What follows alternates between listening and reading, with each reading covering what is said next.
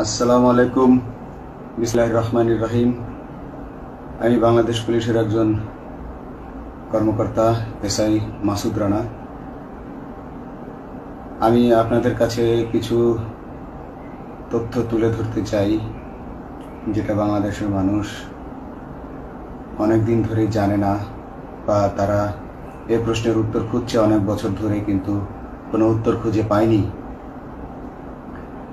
আজকে যাকে সেনাবাহিনী থেকে অব্যাহতি দেওয়া হলো, মেজর জেনারেল জিয়াউল হাসান, যিনি এনটিএমসির প্রধান ছিলেন এবং তিনি র্যাবের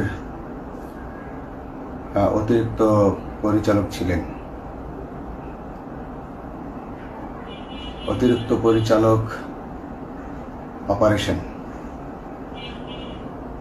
তিনি মেজর থাকতেই র্যাবে ছিলেন এবং বাংলাদেশে যত গুম খুন হয়েছে, বিএনপি সহ অন্যান্য যারা অ্যাক্টিভিস্ট, সেই গুম খুনের সাথে জড়িত এই জিয়াউল হাসান। অনেক নেতাদেরকেই র্যাবের কালো গাড়িতে করে সিভিলে ধরে আনা হতো, এনে র্যাব ওয়ানের গোপন আস্তানায় তাদেরকে আটক রাখা হতো।